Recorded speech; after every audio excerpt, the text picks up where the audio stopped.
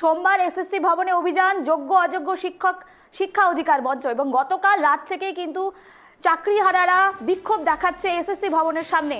এখন কি পরিস্থিতি সেখানে সেটি কিন্তু আমরা আপনাদের সামনে তুলে ধরবো। আমাদের সঙ্গে আমাদের প্রতিনিধি অভ্রদীপ সেখানে রয়েছে, তার সঙ্গে কথা বলবো।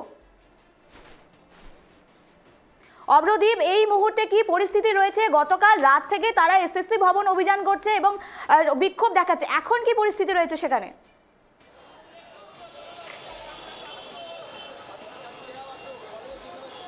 একদমই দেখো, এখন যে পরিস্থিতি রয়েছে পুরোপুরি কার্যত দুর্গের পরিস্থিতি নিয়েছে এই আচার্য সদন।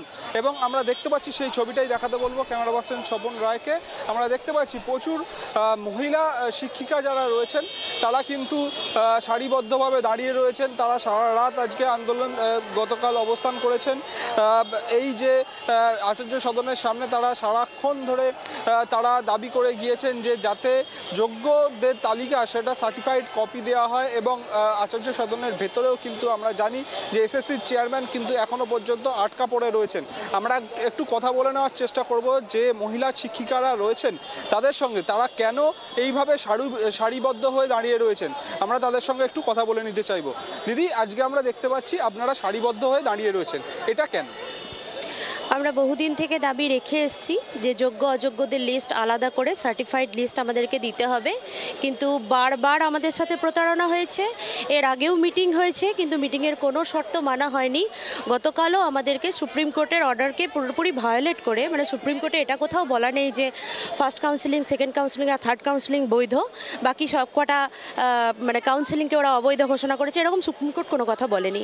কিন্তু এরা বলতে চাইছে যে আমাদের 3টে কাউন্সিলিংকে আমরা বৈধ হিসাবে নিচ্ছি আর বাকি সমস্ত কাউন্সিলিংকে আমরা অবৈধ আমরা সার্টিফাই করব, মানে অবৈধ বলবো। সার্টিফাইও করবে কিনা জানি না, ওরা কি করতে চাইছে আমরা জানি না।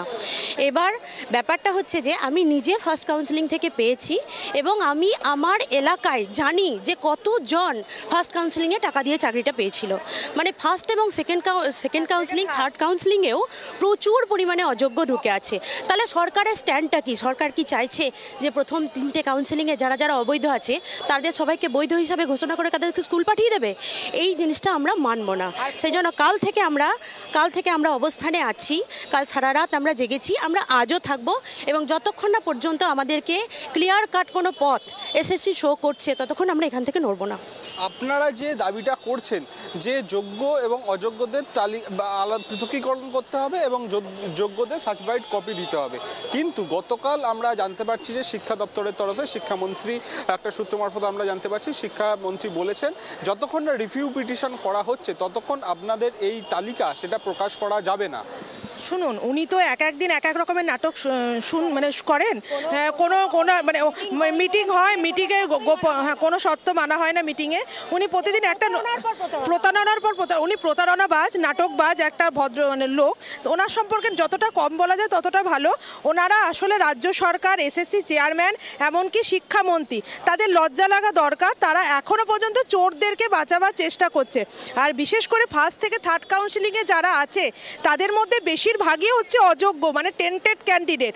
আর তাদের জন্যই আমাদের অনেকের র্যাঙ্ক কিন্তু পিছিয়ে গেছে এবং আমাদের পরবর্তী কাউন্সিলিংগুলো থেকে আমরা যোগ্যভাবে চাকরি পেয়েছি। তাহলে কি হলো, 4 থেকে যদি আমরা 8 কাউন্সিলিং বা তার পরবর্তী যে কাউন্সিলিংগুলো হয়েছিল কোর্ট অর্ডারে বা যেটা প্যানেল আছে, হাইকোর্টের রায় আছে, সেই অনুসারে যে কাউন্সিলিংগুলো হয়েছিল, তাহলে তারা সেগুলোকে অবৈধ মানে কি করতে চাইছে প্রমাণ? যে তাহলে যারা ফার্স্ট থেকে থার্ড কাউন্সিলিংকে আমরা যদি বৈধতা দিই তাহলে চোরগুলো বেঁচে যাবে, তাহলে চোরগুলোকে স্কুলে পাঠাবার চেষ্টা হচ্ছে। আজকে আমাদের দাবি, কাল অবধি যোগ্য অযোগ্য লিস্ট ছিল, এখন এই মুহূর্তে আমাদের এখন নতুন একটা দাবি, আজকে ডেডলাইন দিচ্ছি আমরা, যারা অযোগ্য টেন্টেড টাকা দিয়ে চাকরি পেয়েছিল, সুপ্রিম কোর্টের তো একটা রায় আছে, সিবিআই যে লিস্ট হয়েছিল তাদেরকে আজকে টার্মিনেশন লেটার ধরানো হোক, তারপর আমরা বাকিটা দেখছি। যোগ্য অযোগ্য লিস্ট না হয় দিতে পারবে না, টার্মিনেশন লেটার তো ধরাতে পারবে টেন্টেডদের, সেইটুকু করুক তাহলেই হবে। সিবিআই লিস্ট অনুসারে এত টালবাহানা কিসের? চোরদের বাঁচাবার জন্য। একদমই আমরা দেখতে পাচ্ছি যারা শিক্ষিকারা রয়েছেন তারা কিন্তু সারা রাত জুড়ে গতকাল অবস্থান চালিয়ে নিয়ে গেছেন, আজকেও তারা এইখানে থাকবেন বলছেন এবং তার পাশাপাশি যারা অযোগ্য যারা সুপ্রিম কোর্টে যাদের তরফে টেন্টেড বলে ঘোষণা করা হয়েছে এবং যাদের বেতন ফেরত দেওয়ার নির্দেশ দেওয়া হয়েছে তাদেরকে যাতে টার্মিনেট করা হয় সেরকমটাই দাবি কিন্তু রাখা হচ্ছে এখানে যারা যোগ্য শিক্ষক শিক্ষিকারা রয়েছেন তাদের তরফে। ক্যামেরা পার্সন স্বপনকে আরও একবার আমরা একটু ভেতরের দিকে যাওয়ার চেষ্টা করব এবং এসএসসির যে দপ্তর রয়েছে সেই দপ্তরের সামনে ছবিটা দেখাতে বলবো।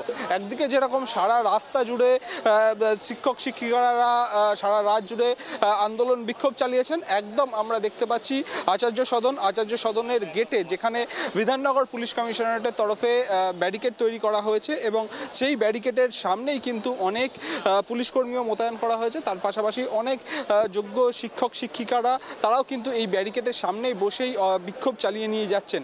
যেমনটা আমরা জানতে পারছি যে গতকাল রাত থেকেই কিন্তু এসএসসির চেয়ারম্যান সিদ্ধার্থ মজুমদার তিনি এই এসএসসির দপ্তরে আটকা পড়ে রয়েছেন এবং যারা যোগ্য শিক্ষক শিক্ষিকারা রয়েছেন তারা তাকে কিন্তু আটকে রেখেছে তেমনটাই জানা যাচ্ছে। তার পাশাপাশি তুমি জানো যে 26,000-এর নিয়োগ বাতিল করেছিল, যে প্যানেল বাতিল করা হয়েছিল সেই প্যানেল কিন্তু তার মধ্যে যারা অযোগ্যরা রয়েছেন, যারা টেন্টেড রয়েছেন, একদম এই মুহূর্তে আমরা দেখতে পাচ্ছি যে একটা বিক্ষোভের পরিস্থিতির সৃষ্টি হচ্ছে এবং আমরা দেখতে পাচ্ছি যে এখানে এই দফায় দফায় কিন্তু বিক্ষোভ দেখানো হচ্ছে, গো ব্যাক স্লোগান দেওয়া হচ্ছে। যে পুলিশ কর্মীরা সারা রাত ধরে এইখানে ডিউটি করেছে তাদের শিফট চেঞ্জ হওয়ার সময় যে নতুন পুলিশ কর্মী এখানে নিয়ে আসবে বা যে পুরনো পুলিশ কর্মীরা ফেরত যাবে সেই প্রক্রিয়াটাকেও বাধা দিচ্ছেন এই শিক্ষক শিক্ষিকারা।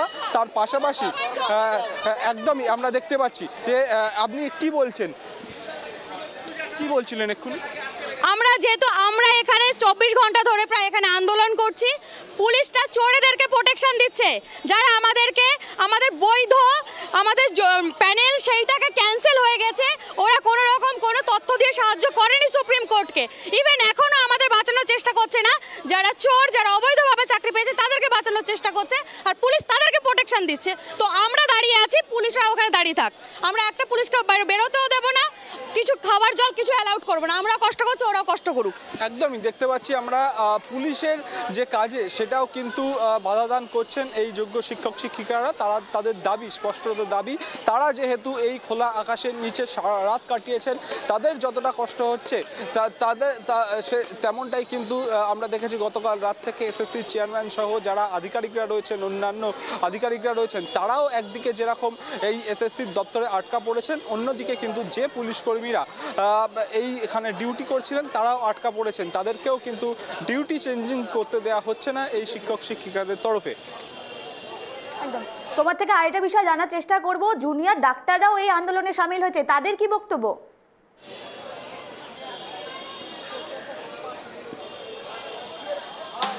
দেখো, জুনিয়র ডাক্তাররা গতকাল রাত্রিবেলা এই আন্দোলনে এসে সামিল হয়েছিলেন এবং জুনিয়র ডাক্তারদের একটি প্রতিনিধি দল এসে পৌঁছেছিলেন। তারা জুনিয়র ডাক্তাররা খাবার দিয়ে সাহায্য করেছিলেন এই যারা চাকরি হারা শিক্ষক শিক্ষিকারা রয়েছেন তাদেরকে, এবং তারা রাতেই ফিরে গিয়েছেন এবং আমরা জানতে পারছি যে আজকে বিকেলে তারা একটা মিছিল করে কিন্তু আজকে বিকেলের দিকে আবারও এখানে বহু সংখ্যায় আসবেন, তেমনটাই কিন্তু এখনো পর্যন্ত জানা যাচ্ছে। একদম আরেকটি বিষয় ছিল, এখন বলছে চাকরিহারারা, তারা বলছেন যে টেন্টেড যারা নন তাদের লিস্ট প্রকাশ করতে হবে। এতদিন বলছিলেন পুরো লিস্ট প্রকাশ করার কথা, গতকাল আজ নতুন একটি দাবি তুলছে, সেই বিষয়ে আরো কি বিস্তারিত জানা যাচ্ছে?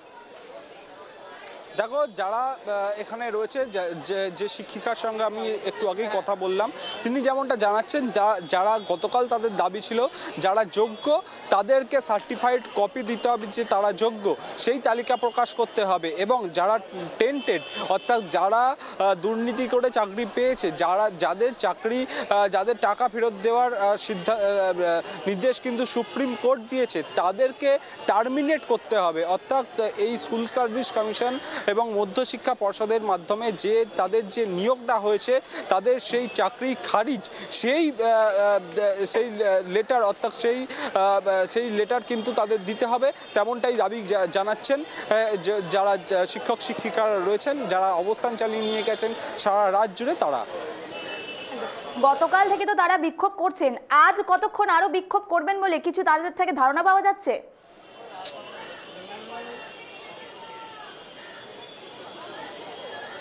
একদমই, দেখো আমি ছবিটা দেখাতে বলবো সামনে, আমি আরও কয়েকজনের সঙ্গে কথা বলার চেষ্টা করব।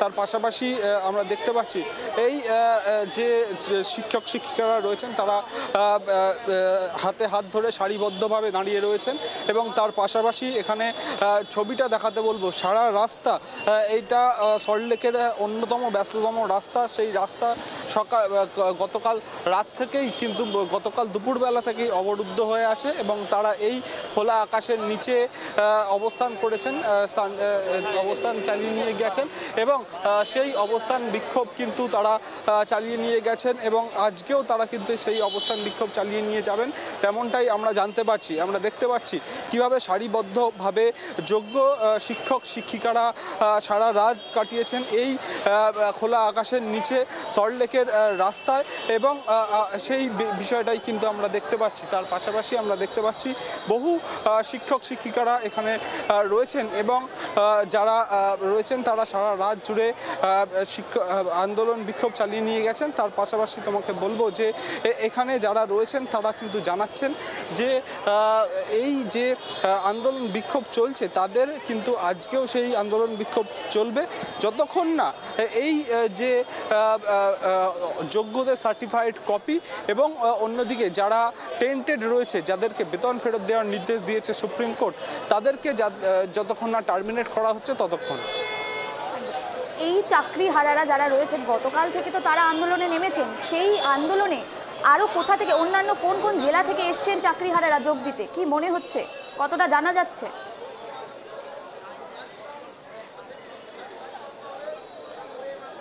দেখো অন্যান্য পশ্চিমবঙ্গের বিভিন্ন জেলা থেকেই কিন্তু লোকজন এখানে এসছেন এবং আমরা দেখতে পাচ্ছি যারা শিক্ষক শিক্ষিকারা রয়েছেন তারা যেরকম বিভিন্ন জায়গা থেকে এসছেন, তারা গতকাল রাত থেকেই এখানে অবস্থান করেছেন এবং একজন দিদি, আপনারা যে এখানে বসে আছেন সারা রাত জুড়ে, কোন কোন বহু দূর দূরান্ত থেকে তো আপনারা এসছেন, কোথা থেকে এসছেন আপনারা? হ্যাঁ, নর্থ চব্বিশ পরগনা ডিস্ট্রিক্টেই, কিন্তু অনেক দূরের থেকে, বসিরহাট বারাসাত ওই দিক থেকে। এই সারা রাত জুড়ে তো আপনারা এই বিক্ষোভ চালিয়ে নিয়ে গেছেন, অবস্থান করেছেন, কতক্ষণ এইভাবে অবস্থান চালিয়ে নিয়ে যাবেন আপনারা? দেখুন, যতক্ষণ না আমরা আমাদের প্রয়োজনীয় দাবিটা ফিরে পাই, যতক্ষণ না আমরা আমাদের সঠিক আনটেন্টেড লিস্টটা পাই, যত পর্যন্ত কাউন্সিলিং হয়েছে 1 to 12, সেটা যতক্ষণ আমরা পাচ্ছি আমরা এখান থেকে উঠতে চাই না। হ্যাঁ, আমরা আমাদের সসম্মানে আমরা আমাদের লিস্ট নিয়ে ফিরতে চাই, এটাই আমাদের দাবি এই মুহূর্তে এখনো পর্যন্ত। একদমই, দেখো এই দাবি তারা জানাচ্ছেন যতক্ষণ না, তারা বহু দূর দূরান্ত থেকে এসেছেন এবং তারা জানাচ্ছেন যে তারা যতক্ষণ না আনটেন্টেড যারা রয়েছেন তাদের সার্টিফাইড কপি এবং তার পাশাপাশি যতক্ষণ না যারা এই টেন্টেড রয়েছে তাদের টার্মিনেশন লেটার, সেটা যতক্ষণ না তারা পাচ্ছেন তারা কিন্তু এই অবস্থান বিক্ষোভ চালিয়ে নিয়ে যাবেন।